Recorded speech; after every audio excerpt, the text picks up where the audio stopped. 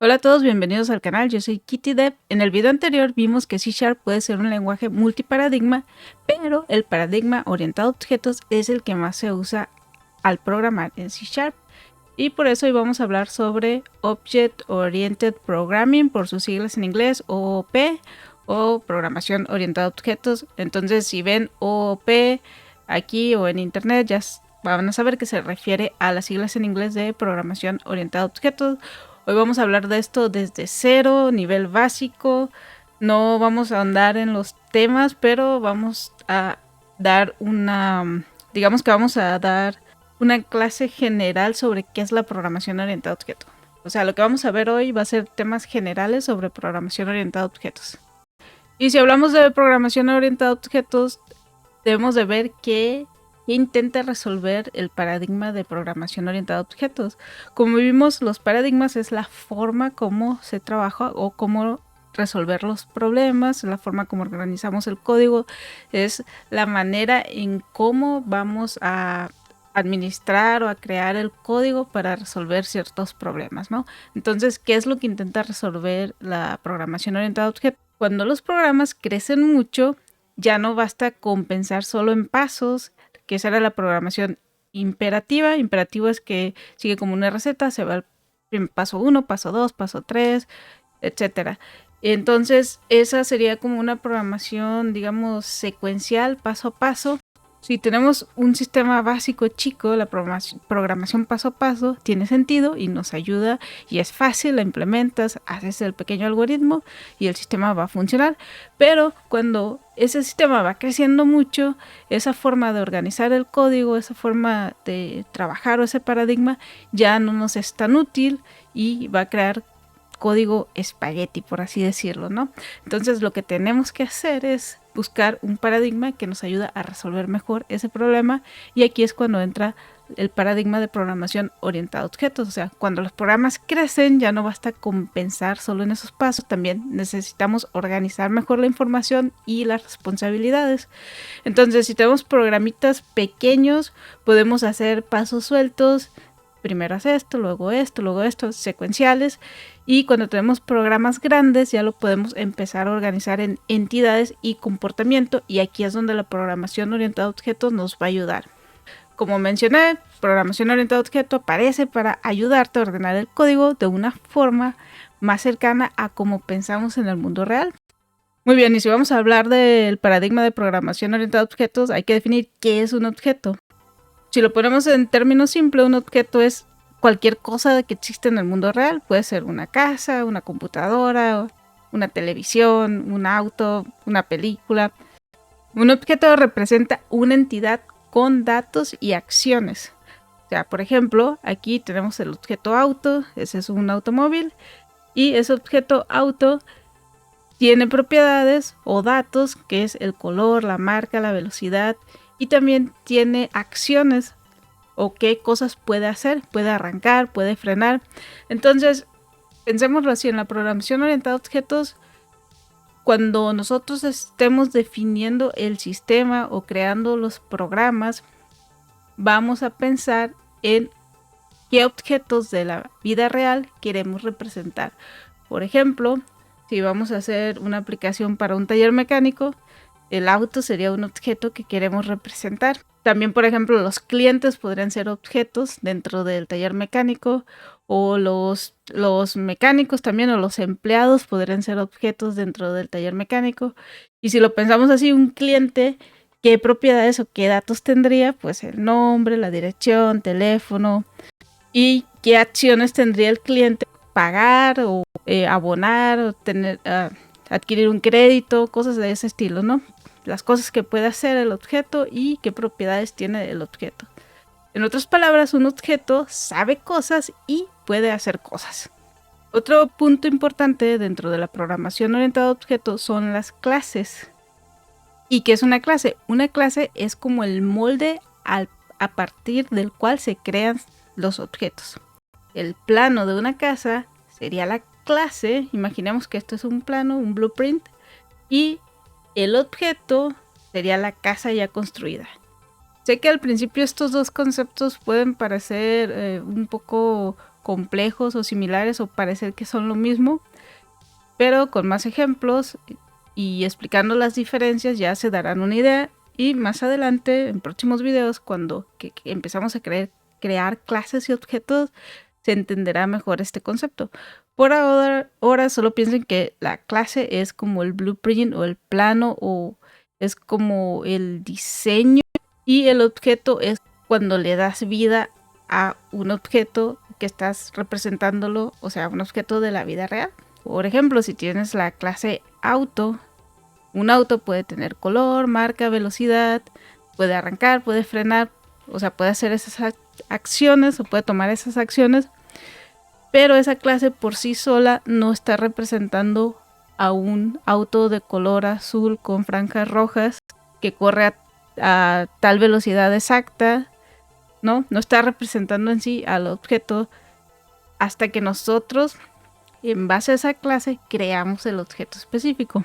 Muy bien, como ya mencioné algunas diferencias entre clase y objeto, la diferencia clave es que la clase define y el objeto existe. El ejemplo que veíamos antes del auto, si la clase auto tiene características como el color, velocidad, modelo, marca, kilometraje, y luego tiene acciones como abrir puerta, encender luz, encender el auto, apagar el auto, arrancar, frenar.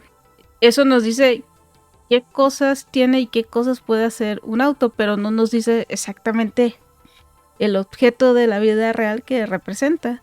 Entonces, en base al auto, a la clase auto, nosotros podemos empezar a crear objetos, que sería mi auto rojo, por ejemplo, que sería una instancia de la clase auto donde el valor del campo de color es igual a rojo.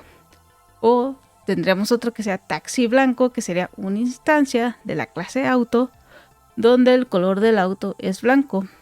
La clase describe lo que algo puede tener y hacer. El objeto es una instancia real de esa idea. Y se preguntarán qué es la instancia o por qué instancia. Pues la instancia es cuando le das vida al objeto. O sea, en programación tú creas una instancia cuando creas una variable nueva de tipo de esa clase y esa variable se crea y existe en memoria. Esa es la instancia que se está ejecutando y que tiene los valores de ese objeto, que el objeto es la representación de algo del mundo real. Las propiedades y los métodos. Dentro de la programación orientada a objetos escucharás mucho dos palabras, propiedades y métodos. Las propiedades son los datos o características. En el ejemplo del auto era el color, la marca, la velocidad, el kilometraje. Y los métodos son las acciones o los comportamientos, o sea, qué cosas puede hacer. Por ejemplo, como dije, el auto podía arrancar o frenar, que puede ser un método dentro de la clase auto. Las propiedades y métodos son importantes porque es como se definen las clases y los objetos dentro de la programación orientada a objetos. Ahora hablemos sobre responsabilidades. Aquí aparece una idea muy importante, que es cada objeto debería encargarse de lo suyo. Un alumno debe encargarse de administrar sus propios datos como el nombre, edad, también de hacer sus cosas como calcular el promedio, y un curso debe encargarse de sus propias cosas como listar alumnos o el nombre del curso. Pero, por ejemplo, un curso no debería de calcular el promedio de un alumno, o un curso no debería de tener el nombre de un alumno. Sí, porque son responsabilidades diferentes. Organizar el código de esta forma en clases, objetos y definir propiedades donde cada quien se encarga de lo suyo y acciones de ese modo, o crear los métodos así, nos va a ayudar a tener un código mucho más ordenado y más simple. También nos va a ayudar a tener un código más fácil de mantener, y por eso es que es importante cuando estamos diseñando clases en la programación orientada a objetos. Es muy importante al momento de diseñar clases definir muy bien o delimitar esas responsabilidades. Si una clase intenta hacer demasiado, el diseño se empieza a ensuciar. ¿Qué significa que el diseño se ensucie? Pues que vamos a tener código espagueti. O sea, el código espagueti es cuando un código está todo enredado, así como si vieran una pasta de espagueti, todo enredoso, todo junto, que buscas algo y no sabes en qué va a terminar o de dónde viene. Entonces, esas son malas prácticas dentro de la programación. Vamos con un ejemplo de una tienda en línea. Si diseñáramos un sistema de tienda en línea utilizando la programación orientada a objetos, ¿qué haríamos primero? Pues definir las clases o las entidades, productos, los clientes, los pedidos, los carritos de compra y usuarios. Por ejemplo, el usuario del sistema, quien va y registra los productos, cambia los precios. El cliente es quien está comprando en línea en la tienda. Y también podremos pensar en qué propiedades tiene cada uno. Por ejemplo, el producto tendría el nombre del producto, el precio del producto. Sería una mala práctica que el producto tuviera el nombre del cliente, por ejemplo, porque pues no le compete. El pedido puede tener qué cliente hizo el pedido, en qué fecha, qué productos se vendieron en ese pedido. El carrito puede tener una lista de productos y cuando se cierra el carrito, cuando se paga, es cuando se crea el pedido, ¿no? Porque cuando estás comprando en línea, primero estás agregando cosas al carrito, es como cuando van al súper. Lo que tienes en el carrito es temporal. Hasta que lo pagues ya se genera un ticket del pedido y más o menos así tendríamos que pensar en cómo diseñar la aplicación. Los usuarios pues sería el administrador del sistema, por ejemplo, quien va y registra productos, cambia precios. En este ejemplo, cada entidad tiene datos y también tiene ciertas acciones. Aquí es donde la programación orientada a objetos empieza a sentirse natural. ¿Y qué ventajas tiene la programación orientada a objetos? Pues no existe solamente para sonar elegante o porque sí, existe para ayudar a organizar mejor programas reales. Las ventajas sería pues código más ordenado. Por ejemplo, en la aplicación que teníamos de la tienda en línea, si tú quieres ir a cambiar el nombre de un cliente, ¿qué tendrías que ir a modificar? Pues los objetos de clientes, ¿no? O la clase de clientes. O si ahora quiero agregar el teléfono secundario a un cliente o ahora quiero agregar una segunda dirección a un cliente, pues tengo que ir a cambiar la clase de clientes, ¿no? Entonces con eso ya vemos por qué la programación orientada a objetos nos ayuda a ordenar el código. También tendríamos entidades más fáciles de entender. Claro, si lo que estamos representando en el código son cosas de la vida real, sería más fácil entender, ok, sí, cuando compro necesito tener un carrito de compra o necesita haber un cliente también, el que hace la compra. También un mejor mantenimiento. Esto se vería más fácil en un código. Si ven un pedazo de código que está hecho en código espagueti o todo revuelto, pues no se va a entender, ¿no? Y va a ser difícil de mantener. Si andas de aquí, acá y allá y en el código tienes que abrir muchos archivos para encontrar algo, va a ser muy difícil. En cambio, si empiezas a aplicar las entidades, crear clases, los objetos y todo eso, va a tener más sentido y más fácil de cómo mantengas ese código. Otra ventaja es que hay más reutilización del código. Por lo mismo, como tú tienes las clases, tú puedes simplemente crear muchas instancias de esa clase en lugar de tener que definir nuevas clases, ¿no? Pues en general no resuelve todo, pero sí ayuda mucho cuando el proyecto deja de ser pequeño. Más adelante vas a escuchar palabras como encapsulamiento, herencia, polimorfismo e interfaces. También abstracción, instancia, y todo esto son otros conceptos que están dentro de la programación orientada a objetos. No los vamos a ver a detalle hoy, pero te puedo explicar. El encapsulamiento es básicamente es cuando propiedades o métodos de las clases o las mismas clases las cambias a que sean privadas o públicas, o sea, que no tengan acceso fácilmente, o cuando haces cosas de solo lectura o de solo escritura también puede ser. Este encapsulamiento nos ayuda a que cosas no puedan ser modificadas por a las que no les compete interactuar con eso. Básicamente es para eso, es para proteger datos. La herencia, como su nombre lo indica, es cuando una clase hereda de otra. O sea, tenemos clases padres y clases hijas. ¿Y por qué hay herencia? Pues Por ejemplo, si tenemos una clase que se llame vehículos y luego vehículos va a tener ciertos comportamientos generales para todos los vehículos como número de llantas, movimiento, velocidad, cosas así. Pero luego vamos a tener vehículos acuáticos o vehículos terrestres o vehículos aéreos y ahí ya cambió un poquito la cosa. Vemos que todos son vehículos, todos pueden heredar de la clase vehículo, pero los acuáticos van a tener cosas específicas que solo aplican para los acuáticos. Y aquí es donde entra la herencia, donde podemos definir cosas genéricas o generales en la clase papá y cosas más específicas en las clases hijos. ¿Y esto para qué sirve? Pues para organizar mejor el código. El polimorfismo es una forma en la que a partir de la instancia de un hijo tú puedes acceder a los métodos de un padre. O sea, suena un poco complicado, pero cuando lo veamos en código en algunos ejemplos se va a entender mejor en sí qué es el polimorfismo. Pero básicamente es eso, es cuando desde el hijo llamas a los métodos del papá. O sea, es una forma de hacer como un casting al otro tipo de dato y luego llamar a un método del papá. Luego hay otros conceptos como la sobrescritura dentro del polimorfismo, que es cuando la clase del hijo sobrescribe el método del papá. El polimorfismo también está relacionado con la herencia, van de la mano.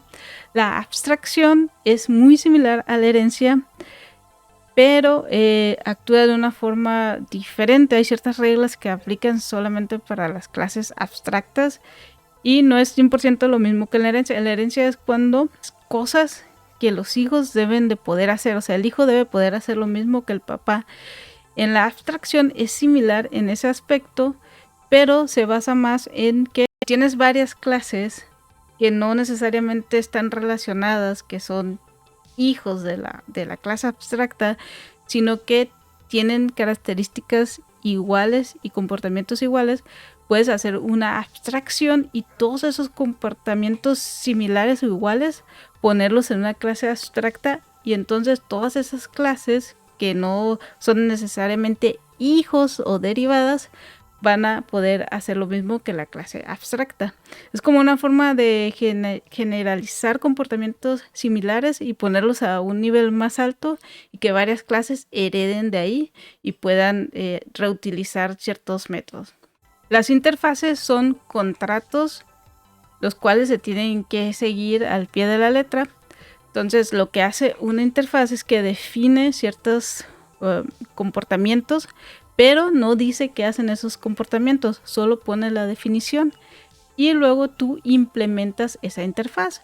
Cuando quieres obligar a una clase a que haga algo sí o sí, creas una interfaz y haces que esa clase implemente esa interfaz. Entonces son como contratos que se tienen que seguir, que las clases tienen que seguirlos. La instancia, ya mencionamos, la instancia es cuando le das vida a un objeto. O sea, cuando a partir de una clase tú le das vida a un objeto de la vida real, esa es una instancia. Hoy no necesitas dominar todos estos conceptos, solo saber que forman parte del universo de la programación orientada a objetos y que lo veremos con código real más adelante. Muy bien, ya que vimos todos estos conceptos, vamos a ver cómo saber si una clase tiene sentido. Hasta estas preguntas. ¿Esta entidad representa algo claro? ¿Sus datos le pertenecen? ¿Sus acciones tienen sentido aquí? Entonces, dicho esto, vamos a ver esta entidad o clase de alumno. ¿Qué representa? Pues representa a un alumno. ¿Y qué sabe? Sabe el nombre, la edad, las calificaciones. ¿Todo eso está claro y tiene sentido? Sí, y sí le pertenecen estas acciones porque son los datos del alumno. ¿Y qué es lo que hace? Pues calcula el promedio y muestra el estado del alumno.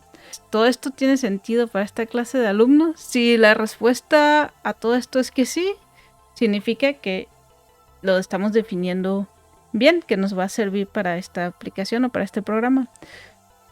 Con este ejemplo puedes dar en otras cosas. No sé, si pensamos en videojuegos, tendríamos la clase de videojuego y ¿qué es lo que va a representar? Un videojuego.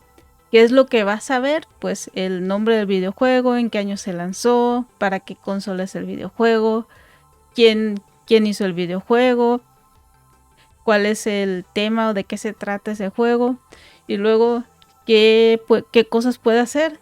¿Y qué cosas puede hacer? Pues depende de qué se trata el sistema, ¿no? Si tenemos un sistema para, no sé, rentar videojuegos, podría tener un campo para vender o rentar el videojuego. Esas podrían ser las acciones. Muy bien, y en este ejemplo de la clase de alumno que tenemos aquí en pantalla, si pensamos, pues las propiedades nombre, edad, calificaciones, los métodos, calcular promedio, mostrar estado, sin escribir mucho código, ya estamos viendo cómo se organiza una solución orientada a objetos. Muy bien, en conclusión, quédate con esto. Una clase es un molde, un objeto es una instancia, una representación de algo de la vida real, y la programación orientada a objetos te ayuda a organizar código alrededor de entidades con responsabilidades. Hablamos sobre clases, objetos, propiedades, métodos, responsabilidades, sobre algunos conceptos de la programación orientada a objetos como encapsulamiento, herencia, polimorfismo, interfaces. Y eso es todo por hoy. Espero que te haya gustado este video. Si te gustó, por favor dale like, comparte, ponme tus comentarios abajo qué otros temas te gustaría ver o si te interesa la programación orientada a objetos. En el siguiente video hablaremos sobre los Solid Principles y patrones. Solo hablaremos por encimita sobre qué son, porque recuerda, esto todavía es parte de los fundamentos de programación. Así que si te interesa el tema, prepárate para el próximo y muchas gracias, que tengas un excelente día.